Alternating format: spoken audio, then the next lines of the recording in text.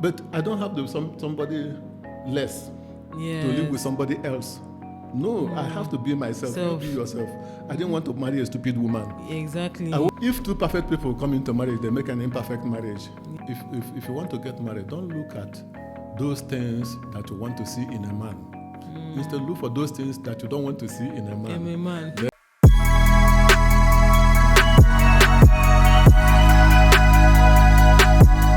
Welcome to Reality Check with Adeze, where we discuss with real people, real issues that affect real lives. And you guys, today I have my father here again. He has come back to talk to us about marriage this time, and he has been married for 37 years.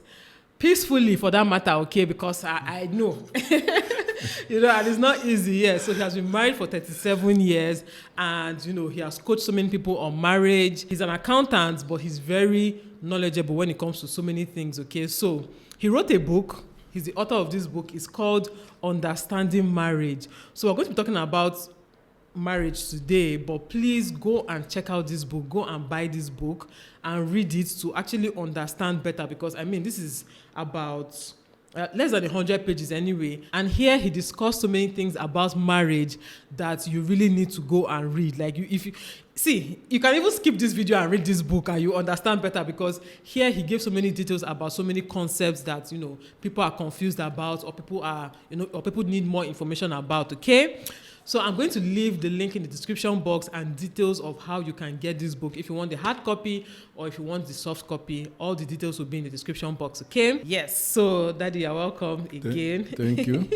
Yeah, and today we're discussing marriage, but I'm going to just be asking him some questions. I have some questions here, so he's on the hot seat now. So let's just start by discussing what is marriage. I feel like a lot of people do not know what marriage is. Even those who are married, you'll be shocked. A lot of people who are married don't actually know what marriage is and what it entails. So what is marriage?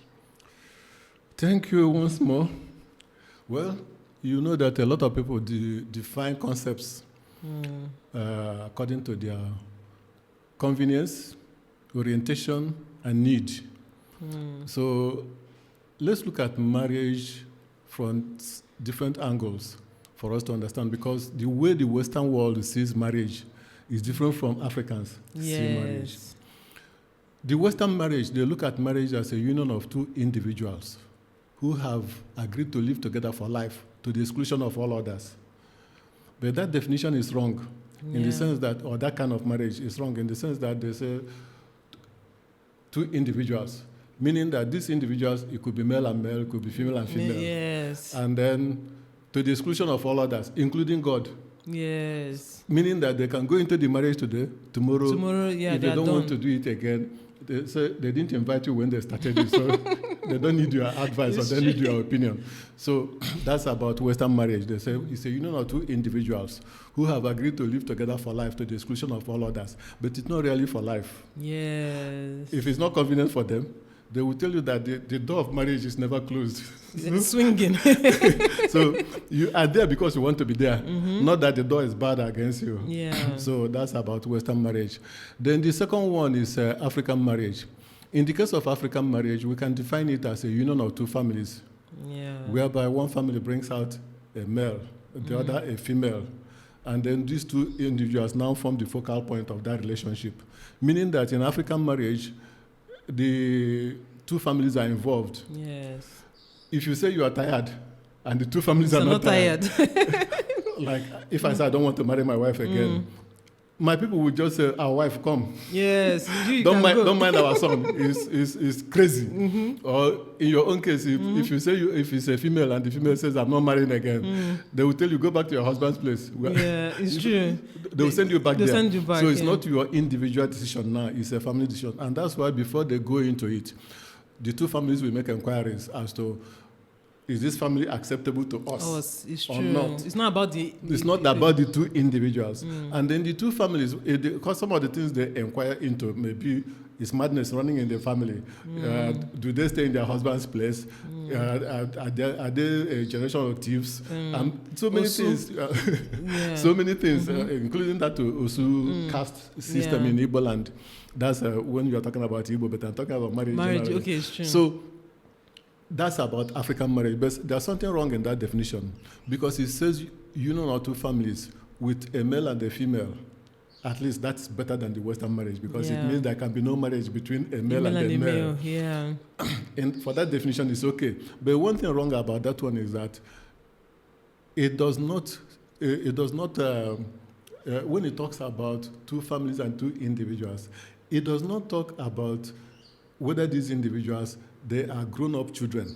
Okay. So it covers some relationship whereby an adult is marrying an infant. Yes. So they have no age limit as to when somebody will get into marriage. They can contract a marriage on behalf of a child that is not yet up to 20, for example. So for that definition, it is wrong. Yeah. Then there is another definition that says that marriage is a union of two imperfect but complementary people who have decided to live together in a covenant relationship as husband and wife. Okay. This one at least recognizes the presence of God when it talks about covenant. Because there can be no covenant without an altar. Yeah. And an altar is a place of meeting between the humans and the divinity. Okay. So for that reason, this one is good. And again, this one says, it talks about two people who are imperfect. Perfect, yes. If two perfect people come into marriage, they make an imperfect marriage. Yes. But when two imperfect people come into marriage, knowing that they are imperfect, they work on it and they will make a perfect marriage. Yes. Then another thing is that it says complementary. Complementary means also opposite for some of them. For example, this one is male, this one is female. Mm-hmm. This one is calm and calculated. this one, calm and calculated. The other one, this one is talkative. This one is very reserved, very quiet. Maybe this one is a giver. This one is a hoarder. Yes. Because I used to tell my wife that if I'm as generous as you are, maybe we would have given away our children. And it's true. Mommy used to say it too. Yeah, because mommy gives you a lot, too much sometimes. Even me, I'm at 10, I'm like there should be a limit. Maybe if we see a family that does not have a child, we say, come and take one. so one person, in mathematics, they say everything eventually regresses to the mean, meaning that you will come down meet at an average point, and that is acceptable. So, but it says complementary, opposite in the sense that one is long-tempered, the other one is short-tempered. Okay. And in many cases, even gets to the point that in some cases you will see a perfect marriage, but you will see that one is tall, one is short, one is fat, one is slim, one is fair in complexion, one is dark in complexion, and so on and so forth. So that's also a definition. Then there is the spiritual definition that says a union of two individuals whereby two of them make one, become one. But that one is a divine fusion that does not talk about the oneness is not in the spirit, because you are two spiritual beings, two spirit beings. Yeah. So you are not talking about, when the Bible talks about one flesh, you have to understand that flesh there is talking about carnality or mindset. Okay. It has to do with carnality or mindset. So when the Bible says two of you are one flesh, it means that in the spirit you are two different people. In the body, you are two different bodies. But in the soul, or soul tie, two of you are one. It does not happen overnight. When you start working on yourselves, you get to the stage where two of you are now, there's some kind of soul tie. Two of you now reason alike. Yes. They reason alike. Two of you reason alike, and you discover that everyone, you can come to my house and ask my wife a question about what you want from me. If she tells you it is possible, it is possible. If she tells you it's not possible, it's not possible. If you meet me on the way and ask me a question, the same answer she will give you will be the answer I will give you, even without seeing her or hearing from her. That means that you have attained that kind of oneness in the soul, in the mindset, which is very necessary in marriage. But you work at it, you graduate into it. It's not something that comes overnight. The very day they pronounce two of your husband and wife, you think two of you are blended. No, because you are coming from a different background. I'm coming from a different background. But I don't have somebody less to live with somebody else. No, I have to be myself. You be yourself. I didn't want to marry a stupid woman. Exactly. I want you to challenge. I'm not talking about aggressive or aggression, fight or something, but I'm talking about in a situation where you contribute, say what you feel, I will say what I feel, then two of us will take a wise decision. Yes. But I am the head, quite all right. But I don't need to come and tell you I'm the head of the relationship. Yes. If I said that, then I'm just showing it. It should be obvious that I am the head. So that's about what marriage is all about. So if you're talking about abuse in marriage, you start first of all by saying, how did they come together? Because that's why there's courtship. Courtship is a period of engagement between two people who are planning to get married. Within that period of time, what are you people looking at for compatibility?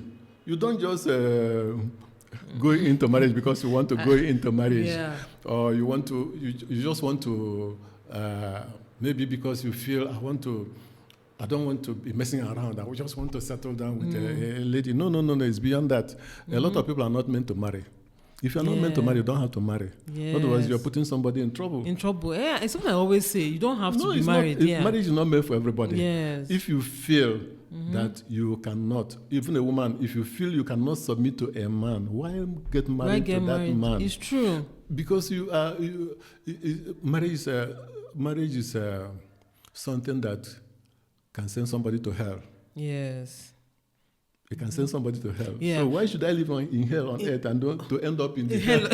in the real hell. You just transition from hell to hell. So marriage is about, it has to be something that has to be worked on. And that's why,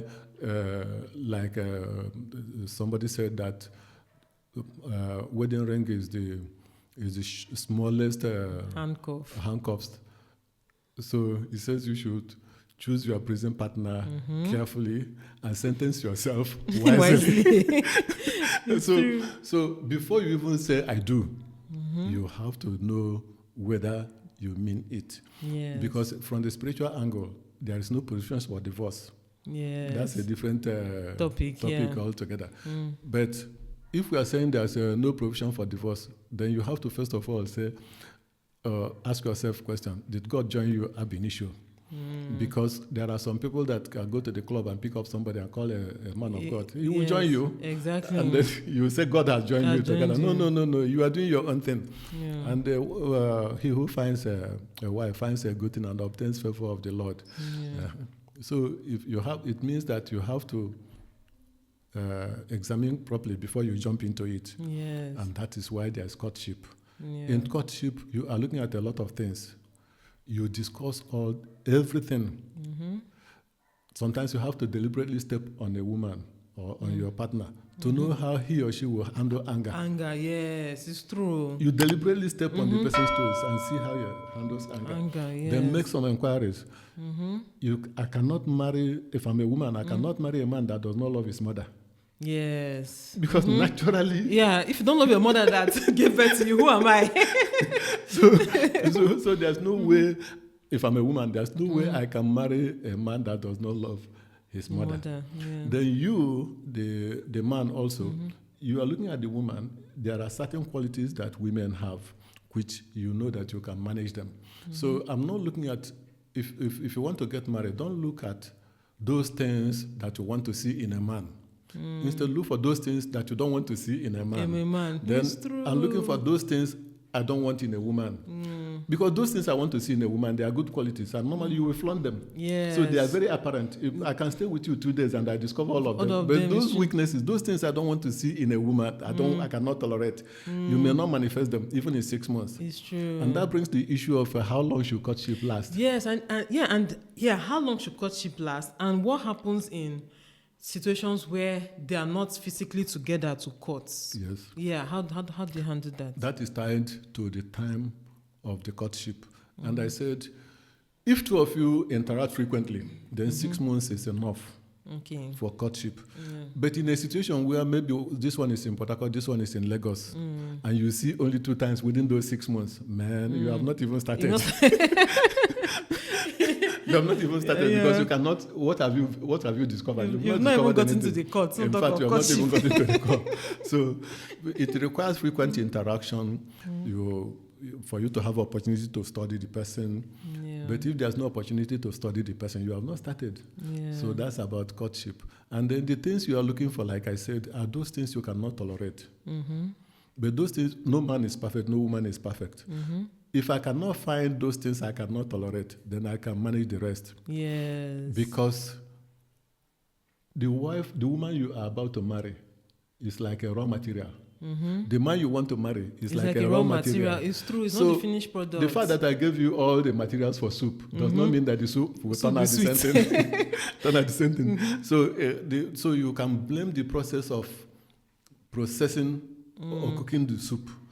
So that process is also important to have the kind of wife you want, because I am a raw material. There was a husband material. Therefore, the husband I turn out to be depends on how you process the husband. It's true. You are a wife material, and the wife you turn out to be depends on the husband. Yes. Because he will now make you what you eventually turn out in marriage. After all, you've never been in marriage before. It's true. And even if you've been in marriage before, you've not been in marriage with that person. With that person. Yes. And you are coming from two different backgrounds. So two of you need to work on each other. But like I said, you don't have to be somebody less to marry somebody else. Retain your good character, retain your qualities, so that you'll be happy, because you are talking about an adult. You cannot bend an adult. After the age of 21, people are difficult to change. Only the word of God can change a man. The person. So if you get married to him or to her, then you have to work on each other. It's trade by you trade certain things for certain things. There are certain things you would, but you have to communicate. This is what I like. This is what I don't like. Anything you cannot tolerate from day one, don't accept it and say maybe along the line the thing will change. A lot of women make that mistake because women go into marriage believing that the man will change. Will change, yeah. And men go into marriage believing that woman will not change. Either way, both of them are disappointed, because the woman's shape will naturally change. It's true. She might add weight and a lot of things. If the man had been smoking, to remove it from him, if it doesn't change, you start crying. But you saw it when you were coming, and you believe that it will change. So you have to open your eyes during the courtship to know those things you cannot tolerate and the things you can tolerate, and start from day one. Anything you don't like, communicate, show it. Sure. I don't want this, I don't want that. But it is two-sided. You have to compliment for good qualities also, so that the person will be able to know that I have to emphasize this side of me, that the other party enjoys it or likes it.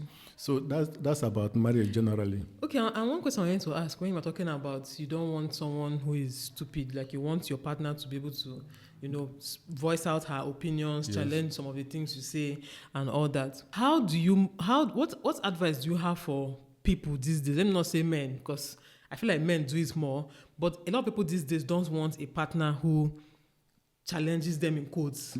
They always feel that, see, this woman she's not giving me peace. They always say for a woman that they want a woman that will give them peace. And most times when they say they want a woman that will give them peace, they want someone who anything they want, the person will say, yes, my lord. Yes, my lord, go ahead. Like you're free to do whatever you want to do. Yeah. Then why did you go for intelligent person intelligent wife to start with? Let me put it this way. That one is under courtship. During that courtship, really, we are talking about love and submission this time around. There are certain things that make submission easy. But it's a biblical injunction that you must submit. Because if you don't want to submit, don't marry the person. But if you decide to marry the man, you have to submit. But there are certain things that make submission very easy. Number one is that, first of all, the man has to be, in quote, superior, because superior qualities do not submit to inferior qualities. Somebody who has two eyes and sees clearly cannot submit to a blind man, for example. Exactly. So there's no way I can submit to, if assuming the woman has two eyes and the man is blind, there's no way the woman can submit to the man. Otherwise, the man will lead you into ditch. So that's about that. So another one along that line is something like education. When somebody is more educated than, when your husband is more educated than you, it is difficult for you to submit. Yes, because there are certain things the man will say. You will see that he's an ignoramus. And when you're more educated than him. Than him. I'm saying it is easier you have to be superior to the man, to the woman in many areas. And I now said, in terms of intelligence, in terms of education, in terms of even physical brute force. Yes. Because when my wife gets angry, I can't take cover.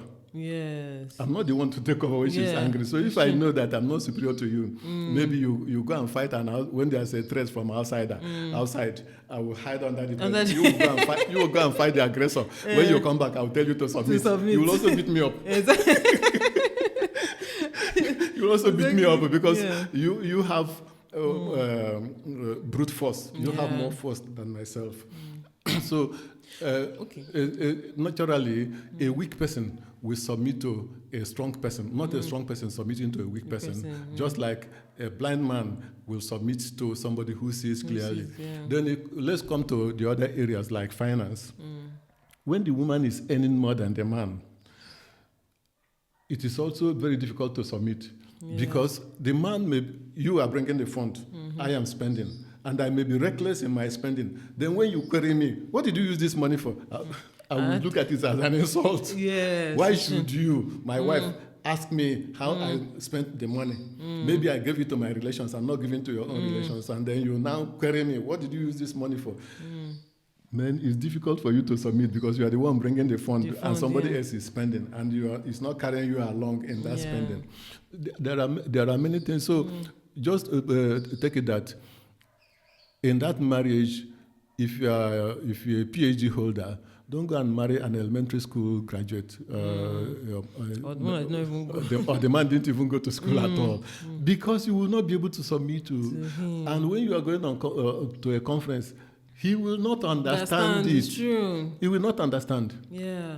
But, okay, when it comes to, because you said something about intelligence and all that, how do you get someone more intelligent than you, knowing that intelligence cannot really be quantified or measured?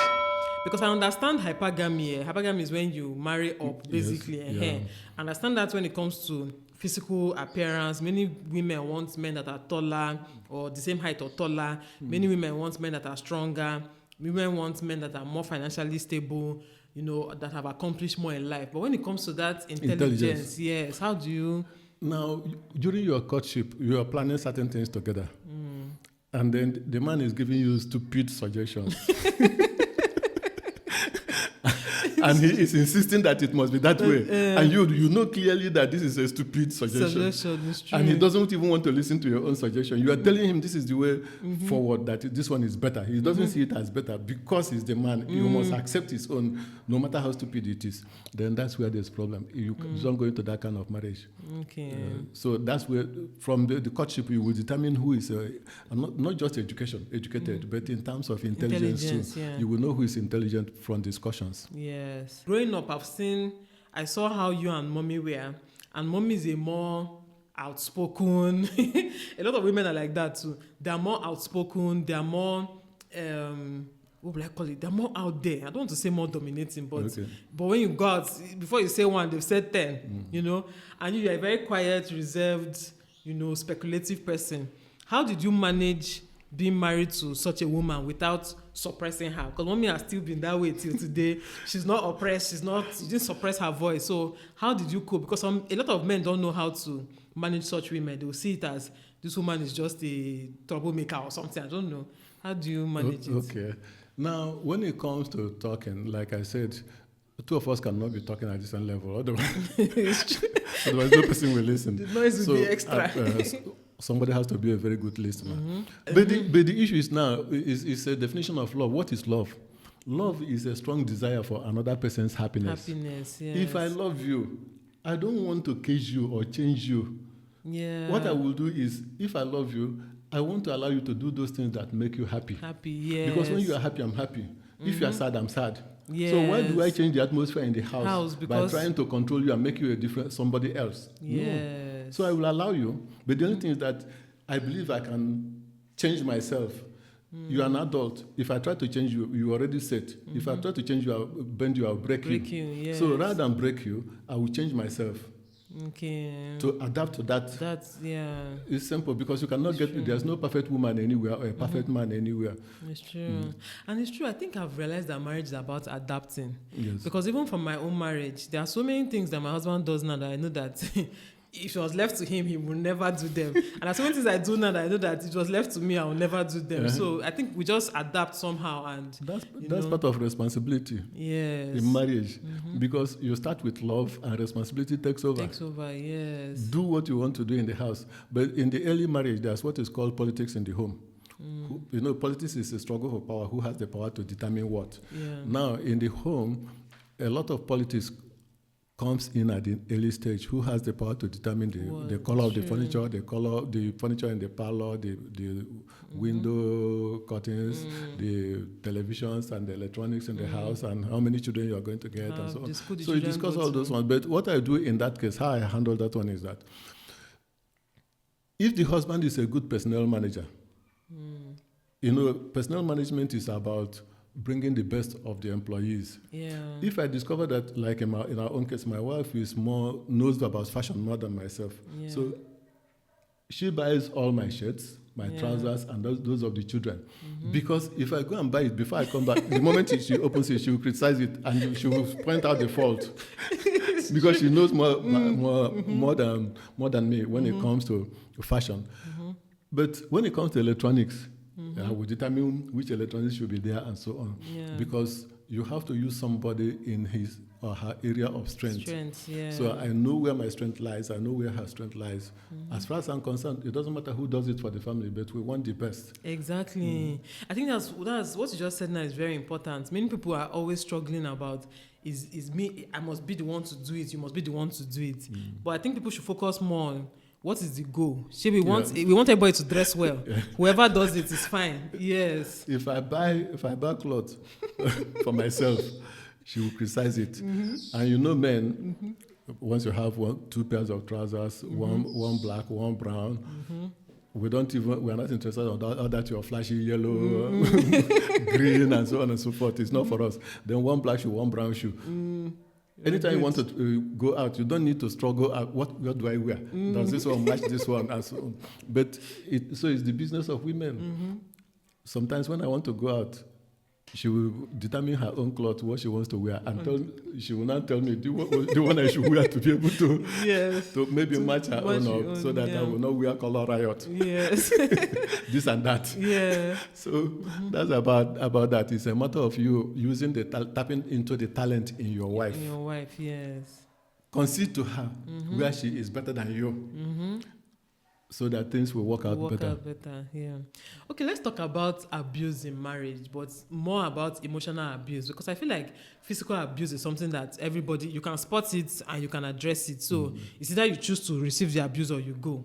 But emotional abuse is more technical. It's not really easy to spot. I think sometimes something, I would say it's better felt than seen. I don't know how to. Yeah.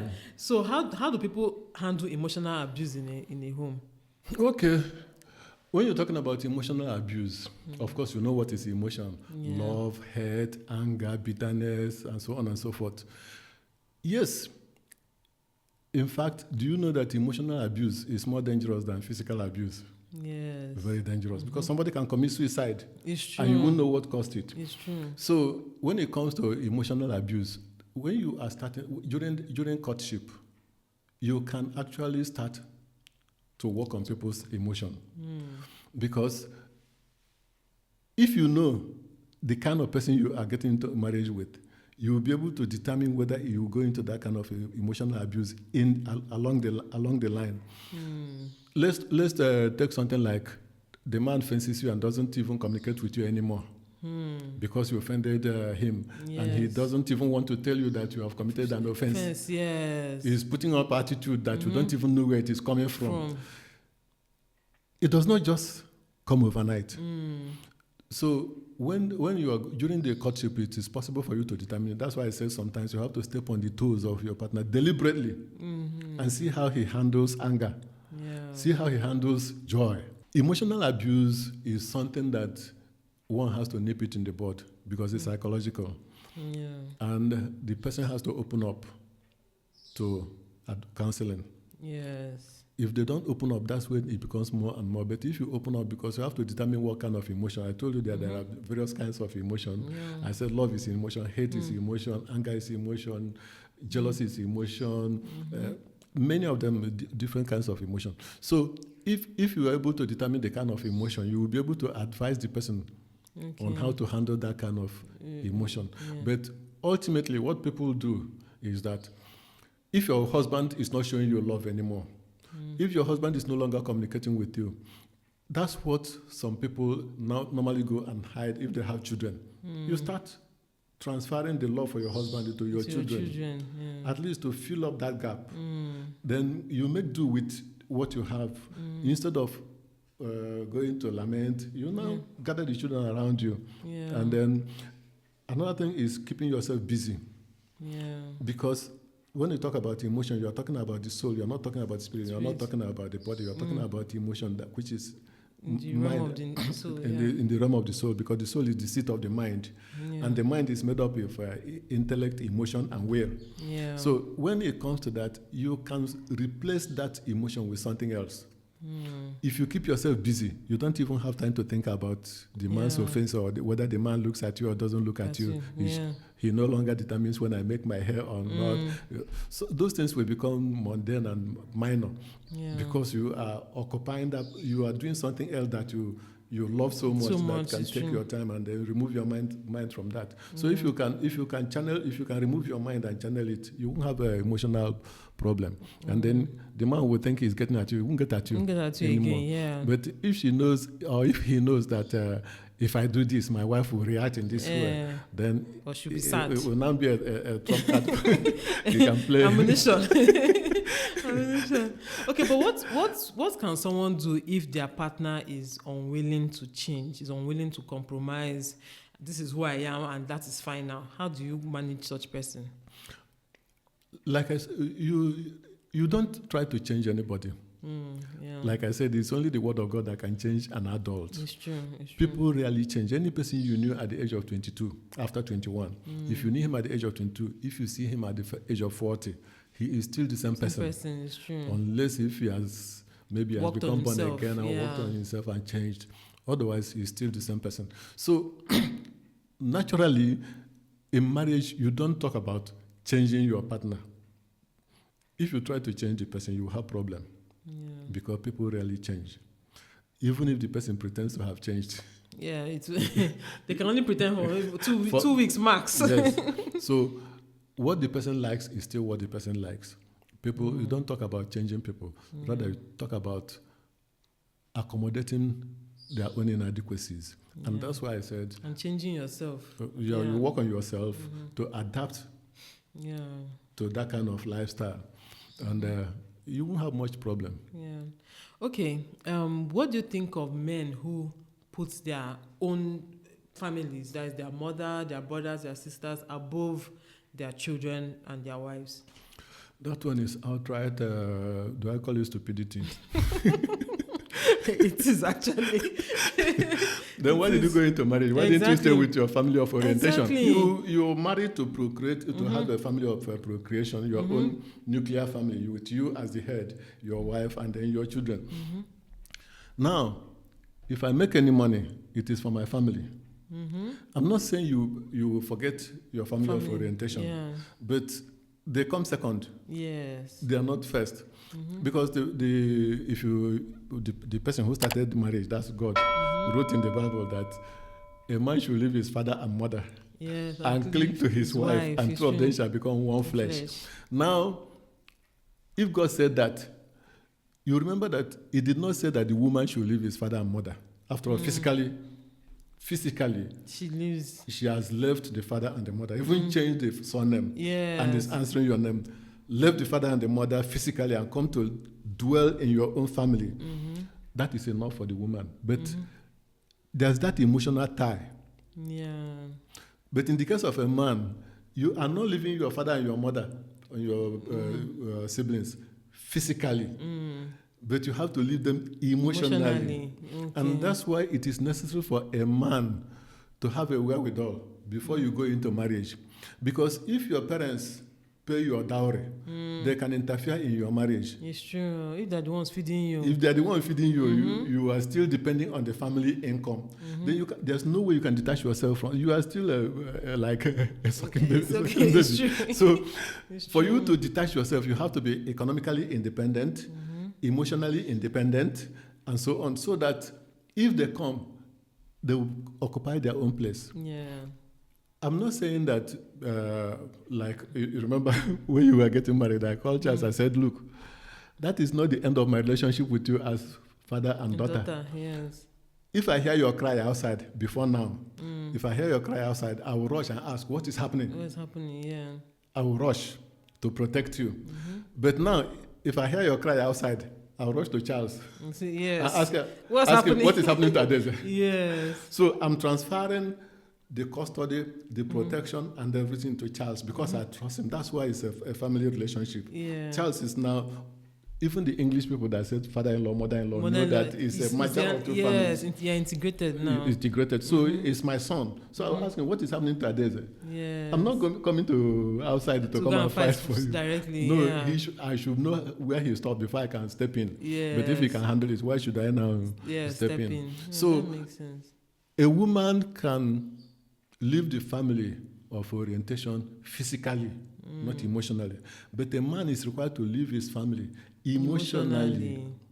Even if he's living in that compound, in the same compound, he's living with them physically. But emotionally, he has to detach himself from the apron or from the breast of his mother. If he's still sucking breast, he's not mature to handle marriage, then he should not marry. Exactly. It's like a baby that's sucking breast, bringing her friends to come and be sucking too. That's the way they say it in Igbo. No, that is somebody who is being reared does not rear a dog. You keep a pet when you are still somebody's pet. It's true. Now, this next one is something that I'm always very curious about. I think I've argued about it with somebody before. When you're getting into marriage, should you confess all your past history, all your sins to your partner? Should you tell them everything about you, both the ones you don't want to, both your secrets, anything you've done before that was wrong or that's, that is sketchy? Must you confess everything to your partner? Maybe people that maybe did abortions before, or maybe a man that was a Yahoo boy before, the man was a drug dealer, all those kind of things. Should you confess them? Okay. Now, in marriage, during courtship, there are certain information that you should not hide. Because marriage is like insurance contract. It's like what they call utmost good faith. Yeah. Fidelima, how do they put it in Latin? You bury my fidei. So, because it's contract of utmost confidence, there are certain things that you cannot withhold from the man. One, if you had a child, yes, previous children, let the man know that, look, you are coming for me, I've got a child. Even if the child is not living with you or maybe is whatever. Two, if your womb has been removed, if I still want to marry you, then I know my level of faith. That it is possible to conceive without womb. But I need a large dose of faith. Exactly. And I need to know so I can activate that faith. I need to know. And then there are certain things that you cannot hide. And I don't want to hear it from third party. But those ones are very important. They must be very material information for purposes of marriage. There are some information that are not material. For example, if I was an adopted child and I was brought up by my foster parents, and you came, you saw me I said, this is my papa, this is my mama, but I did not tell you that they are foster parents, there was an adopted child. It doesn't make any difference. It's me you like, not my parents or who gave back to me. So that one is not an essential element that you have to be disclosed at the point of entering into a marriage contract. But what if for health purposes, or what if you marry someone now and you now find out that somehow you are related? Maybe I don't know. I feel like you should adoption shouldn't it be disclosed? Well, if you are adopted and you know your parents, well, you can disclose, especially if you know that, because I have information and I know your own connections. Now, if I feel that along the line those connections meet, then I have to disclose. Yeah. That is all about that. But like I said, there are some information that are material. Some are not material. The material ones you must disclose. Those non-material ones, they are not necessary. Okay, no, this next one, this one causes issues in marriages, is about finances. Okay. Should it be shared 50-50? Marriage is never a 50-50 affair. Yeah. Actually, I said, when you want to get married, you have to equip yourself financially. Any person that is looking into the purse of a woman is looking for trouble. The only thing you find there is a lot of trouble. So in this book, in one of the frequently asked questions, FAQs, I did answer one question there that was asked during my process of marriage counseling. Somebody was talking about joint account. I discussed it in the book. I said, joint account, who will be funding the account?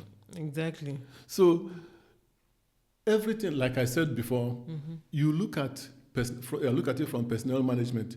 If I know that I am very careless with money, then I will trust my wife. If my wife is much more prudent and frugal than me, then I will rather rely on my wife's ability to control money.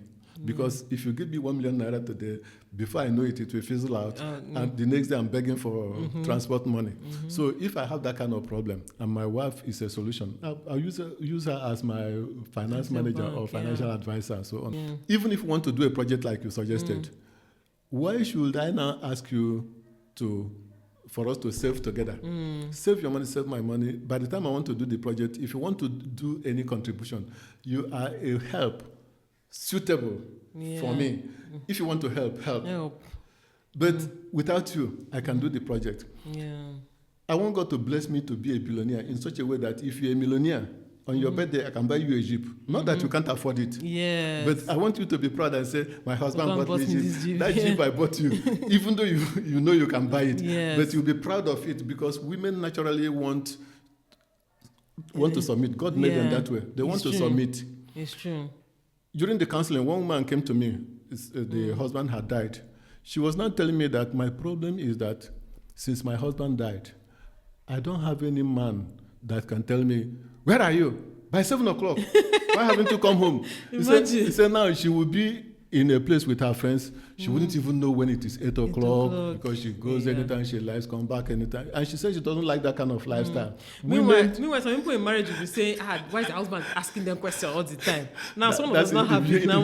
She doesn't have a husband and she was complaining that when they were traveling along with the other staff for a 3-day journey, he said between Lagos and Ibadan, almost all of them received phone calls from their husbands, or at least their husbands, but maybe close relation. But in her own case, she never answered any call for those number of days she was there. So she felt it was not natural.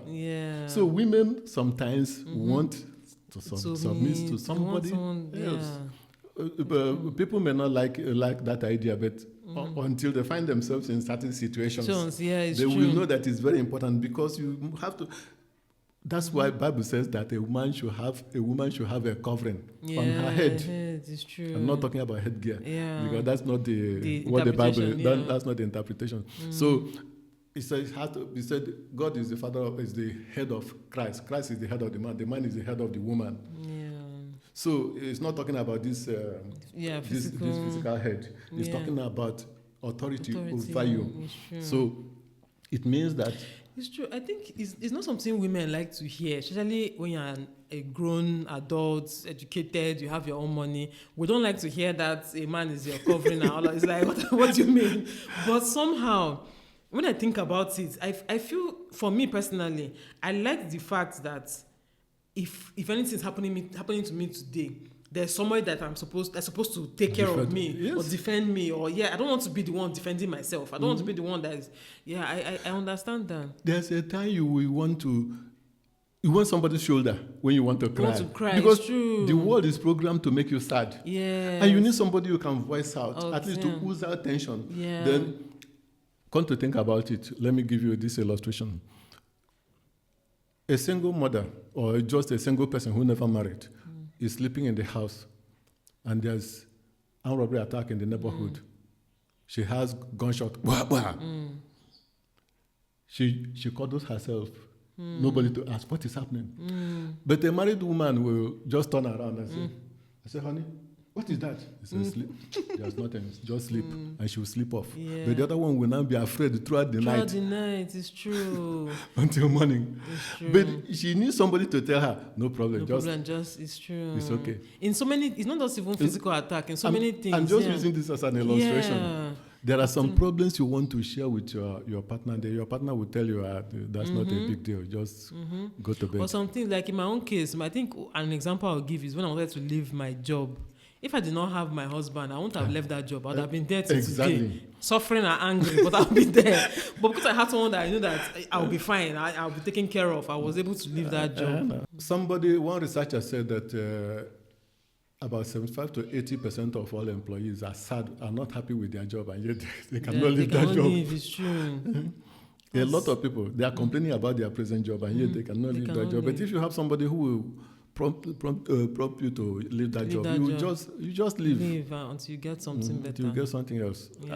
This time around, are you not independent? Yeah, so enjoying myself. If nations can fight wars to become independent, you have to fight to be independent. Independence is the ultimate. Yes, it's true. Okay, another question I want to ask is about a woman now. I think men and women need to hear this, but as a woman, I know I have a lot of women that watch me. What should women look for in men? What are those specific? Because people are always asking me, what are those things we should look for? Because we always say, look for a good man, look for a good man. But what are those specific qualities that you feel is imperative for people to have in marriage? God says that the man should love the woman and marry her. He never told the woman to marry the man, to love the man he marries. But the only thing is that, or to marry the man, she loves. But after the marriage, what happens? Women's love is actually a response to the man's love. Love is true. If a man loves you, you can submit to her or to him because he loves you. So during courtship, you check a lot of things to be able to know whether you should be able to have this man as your husband. And what are those things you are checking for? The first thing is that love. If he does not show you love at the issue, don't think that along the line he's going to change. Yeah. It is better if you are going somewhere, you see red light, make a U-turn. But if you see green, go ahead. If it eventually changes to red, it doesn't matter. Because it is easier for green to change to red than for red to change to green. So at least when you were moving in, you saw green light. He showed you love. Yeah. But when a woman will see somebody who beats her, even during courtship, and she still thinks that the man will change, man, I don't know what else to tell the person. Then the second one is, I said, you have to find out if somebody is, like in the case of a man, if I see a woman that has a lot of anger against men generally, not because I've offended her, but because maybe other men, I don't know where she got that impression from, I will not go in because I will bear the consequences of people I did not know. You will take the fall for your clan, for your gender. You will visit the iniquities of other people on me. No. So I'm not going to do that.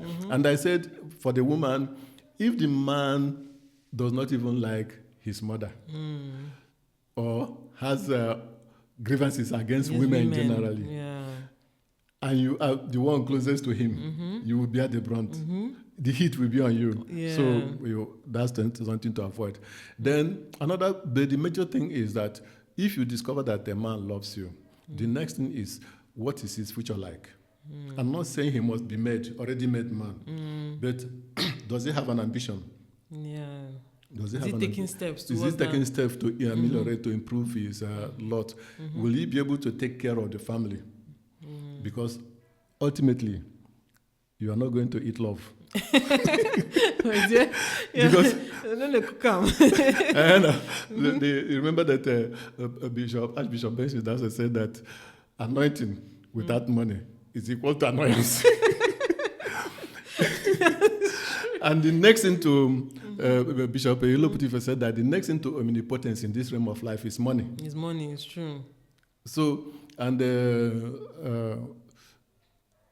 the person has to be hardworking. Yeah. And then the person has to be God-loving. Yeah. Because everything is by grace. Yeah. And grace is from God. Yeah. There's a saying in Igbo language that abakamumba o nyono o basinachi, meaning that all those your struggles will only give you daily bread. Real prosperity comes from God. It's by grace. So the person has to, first of all, find somebody who loves her. Number two, somebody who has prospects, ambition, hardworking, and then the rest. Have to find out if he has what against women. Avoid such person. And if he's responsible. But there are certain things that can improve relationship in the family after marriage. Certain things that can improve relationship. One of them, there are about 5 of them. First of all, you have to pray together, play together, plan together, eat together, and sleep together. This issue of master bedroom, madam bedroom. It doesn't work with me. Or from the day we married, we have been sleeping on the same bed. No madam room, no master bedroom. No, it doesn't work that way.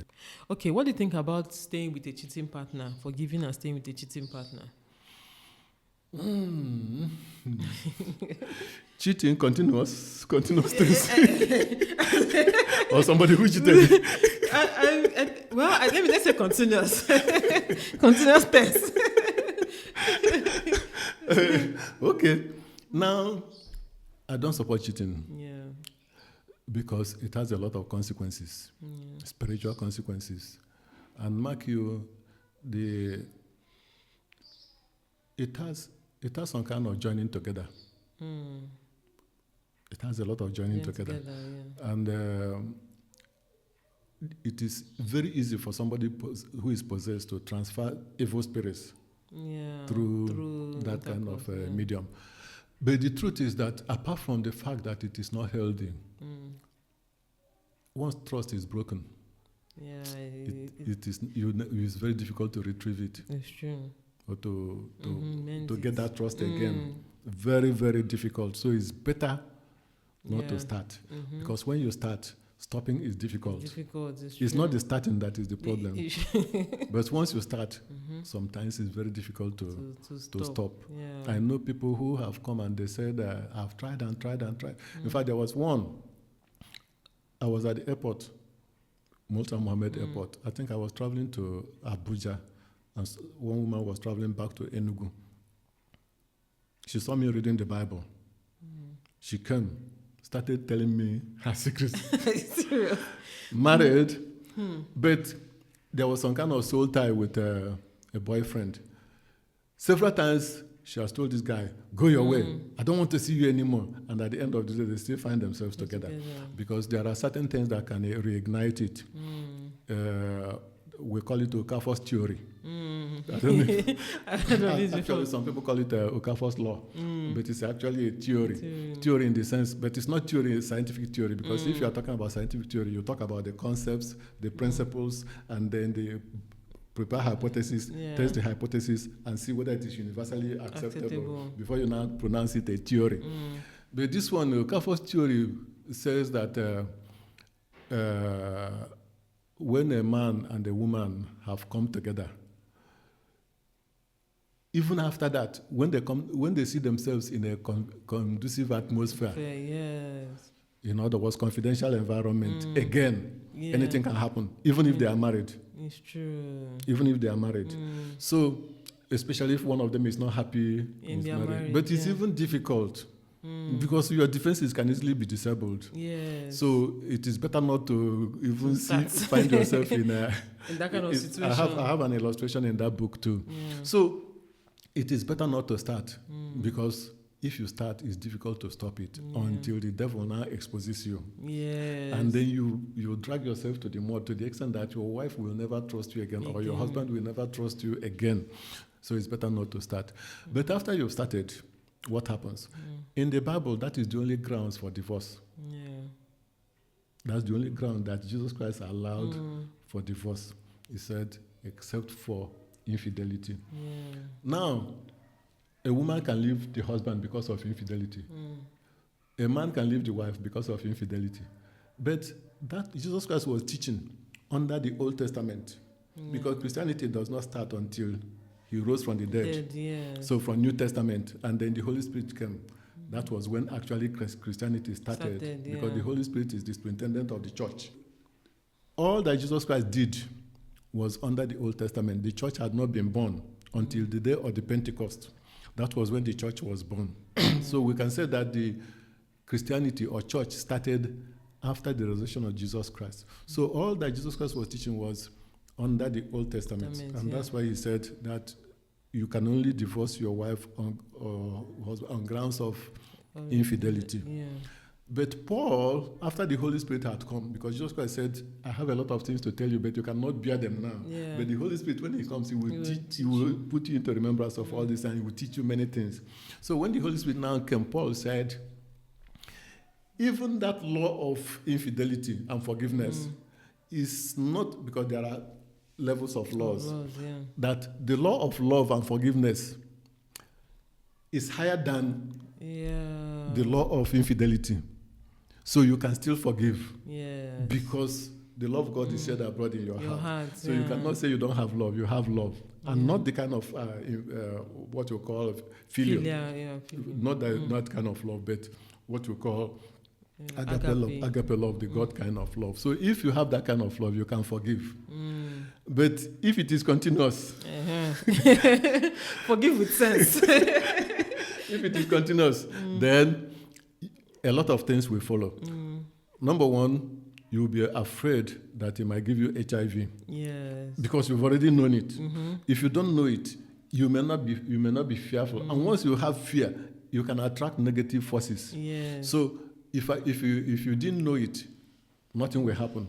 So number one, the person has to be afraid that you give him disease. Number two, the person's position is jeopardized because he doesn't even know the feeling of the other party.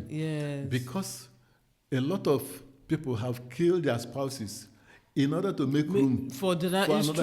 So my life is in danger. So sometimes it is better for me to stay aloof and continue with your nonsense than for you to.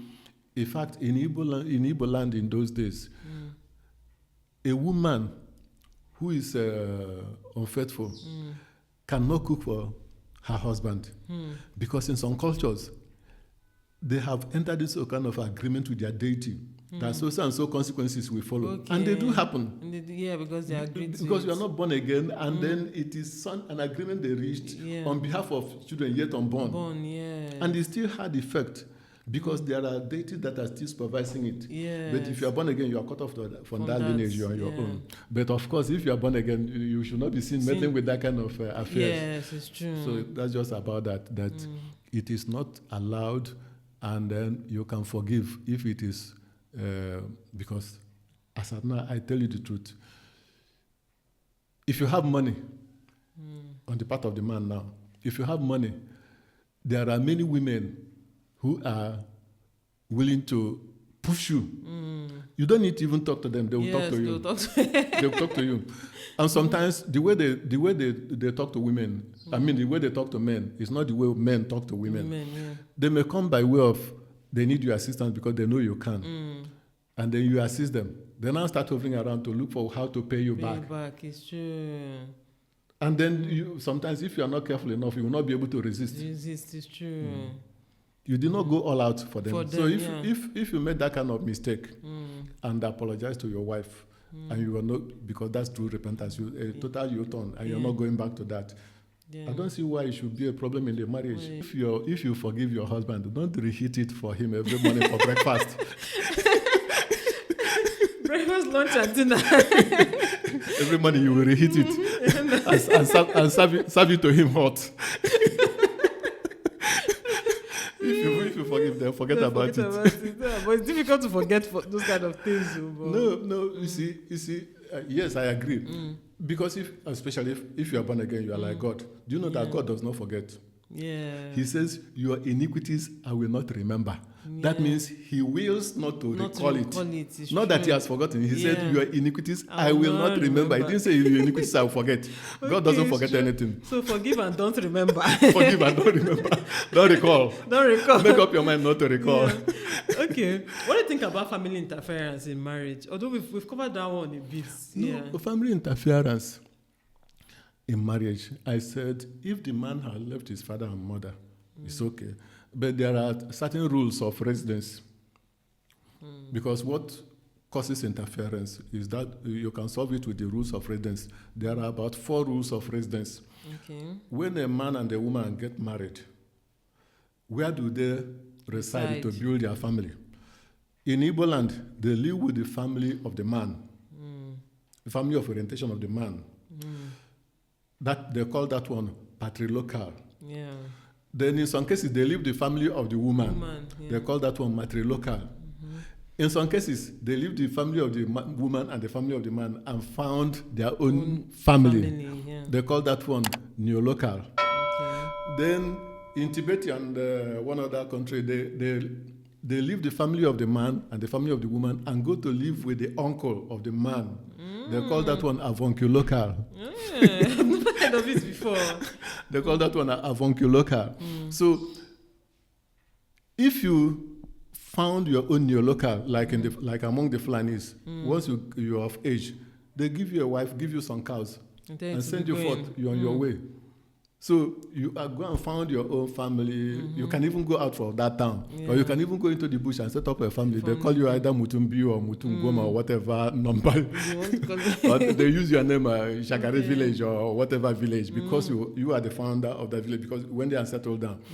Yes, agreed. But the fact, what I'm trying to say is that to minimize that interference, because it must occur if you are living there. Yeah. In fact, it's one of the problem areas in marriage, and that's why 2 of you have to found your own home, in your local. If you don't found your own home, there will be interference. And if you come to the problem areas in marriage, there are 4 of them. The first major area of conflict in marriage, let me just start with the one we are talking about, that is in-laws. Father-in-law, mother-in-law, sister-in-law, brother-in-law. They have the ideal wife for their brother, or for their son, for their daughter, or whatever. Now, because they have that ideal partner, when a woman comes in, and that woman comes in, she's apparently of the age of those siblings who probably have not married. But even if they have married, they feel that you are occupying a very important position in their family, like you are an intruder. But if you found your own home, at least when they visit there, you have respect, because they know that they are visiting the home of another woman. Yes, exactly. Another woman. So that's one of the problem areas in marriage, in-laws. The second problem area in marriage is what you can call money. Money is a problem in marriage. It's a big problem. Because whether it is there, if it is not there, it's a problem. If it is there, it's a problem. So then the third area of problem in marriage is sex. Sex is a problem area in marriage because sometimes the sex drive of both partners might change, are not equal. And sometimes you start to wonder, how come that a man will marry a beauty queen and leave this beauty queen and is messing around with people who are more ugly, not as beautiful as his wife, and you see him meddling with those ones. Or have you asked yourself, why should a beauty queen or even a lady marry a macho man, broad shoulder, hairy chest, and so on and so forth, and yet is messing around with either the megad or the driver or a carpenter or a plumber? Something is wrong somewhere. So sex is also a problem. And mark you, when somebody is seeing somebody else, he has divided loyalty. You cannot. A man may marry two wives, but a woman can never marry two husbands. It's true. Because you have to move physically Yes. into that man's house for you to marry him. Yeah. So, but for the men, they have this advantage that they can bring in another person into the family. But let's not talk about polygamy or even bigamy. Getting into marriage when you have not dissolved the first one. True. Let's leave those ones. Then another area of a problem in marriage is in the area of communication. Communication is both a problem and a solution. Yeah. Because even if there are the problems in the marriage, you can discuss them, and with discussion you can solve them. That's why communication is very important in marriage. Anything that comes up, two of you should put heads together and solve it. And that's why I said that the other person must have his or her own opinion. You don't suppress the person and say it doesn't know anything, don't have to talk anything or contribute anything. No. Marriage is not like that. Marriage is something that requires communication all the time. Even if I know that when I was doing the counseling, I discovered that there were publications about research done in America that the rate of divorce is highest among childless couples. But with communication, you can discuss it. Yeah. You can go and adopt. You can agree and go and adopt. So the highest rate of divorce is among childless couples. But that's why, how can I know somebody who will be childless? Childless is true. I don't know what is the problem with the man. I don't know what is the problem with the woman. So you go into marriage by faith. But even if it occurs, you can use communication to solve it. And sorry, but even that childlessness might not even be fertility issues. It might not. Yes, I know some people say they want to only get married or they don't want to have kids. Able people. Okay. But I feel like because they say they don't want to have kids and they're just living single, it's easy for them to just break up at any. There's nothing holding them. There's nothing. Yeah. Yes. In this book, in Understanding Marriage, you will discover under the courtship, there's something I illustrated there. When I was bachelor, I was like a single stick, moving around upright. Yeah. Then I met my wife. She was also walking like a single stick like this, upright. But when we met, she inclined to me, I inclined to her.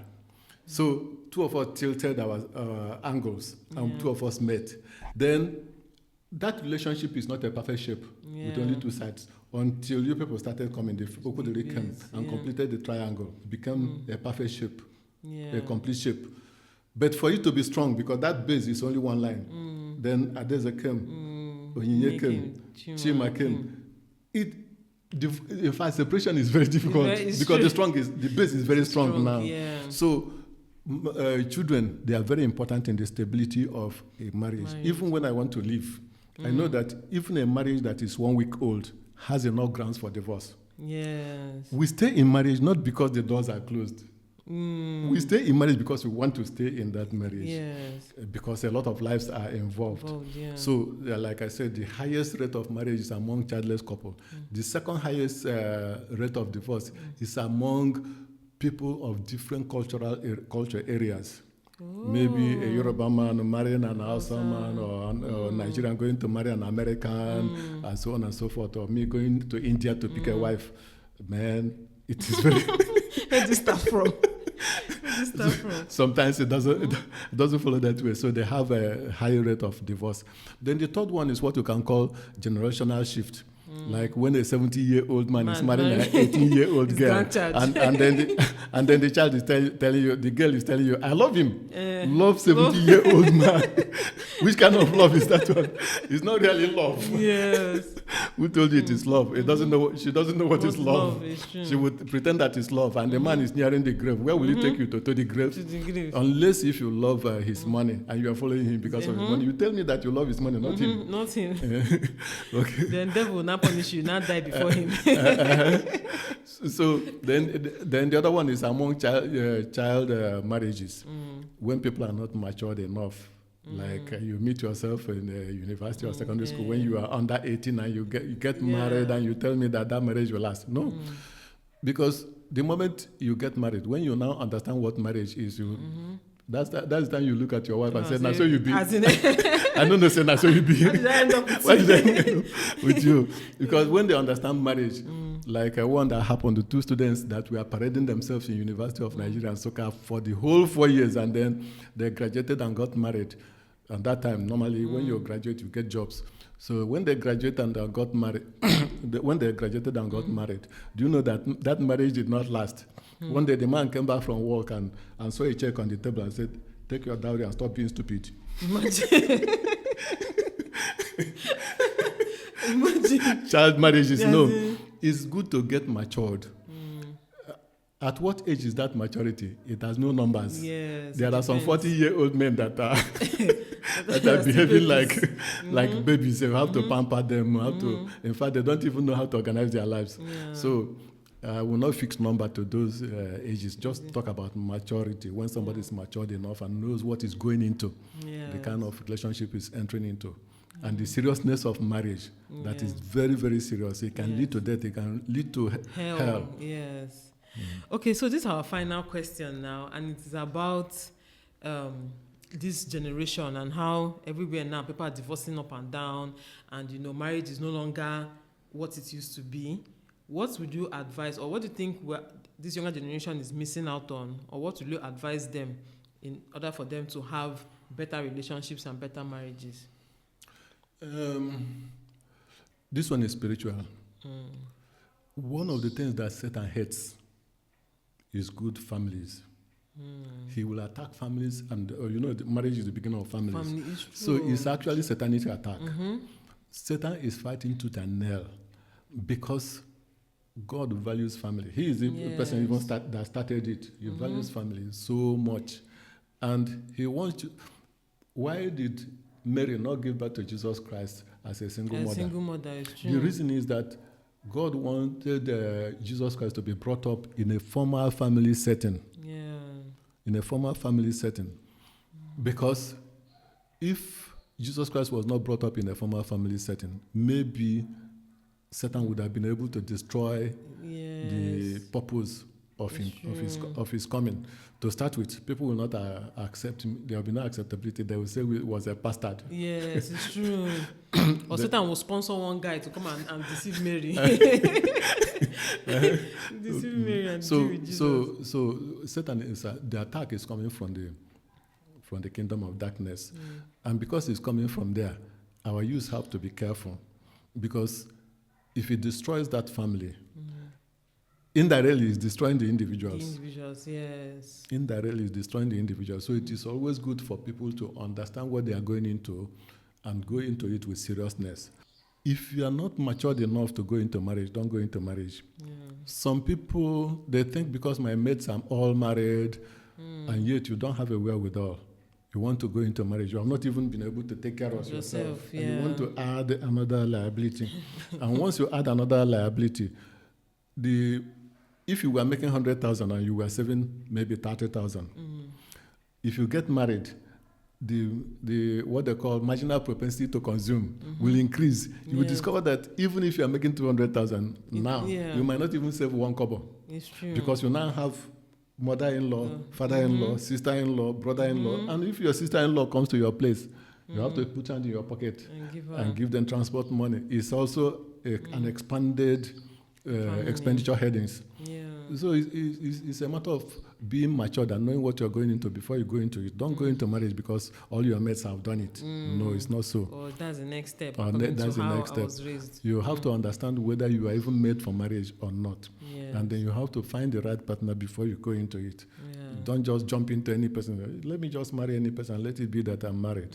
And then sometimes they will spend a lot of, if they have money, they will spend a lot of their savings, leaving nothing behind on the wedding, forgetting that wedding is for a day, but marriage is for life. Anyway, that is why you all need to go and buy this book. Go and learn how to, or go and understand marriage first before you enter into marriage, because it's not something that you enter into lightly. And I think this video, send it to your friends, your colleagues, your partners, anybody that is around you. Send this video to them so that they can understand marriage. And I'm sure we've answered so in fact so many questions, both the ones you have, the ones you don't have. We've answered so many questions in today's video. So Daddy, thank you for coming. Thank you. And blessing us with your knowledge and your wisdom, because it's been a lot. So like I said, the link to purchasing this book is in the description box, so you can get the hard copy or you can just download the soft copy. All the details are there. And yeah, thank you so much for watching, and I'll see you in my next episode. Bye.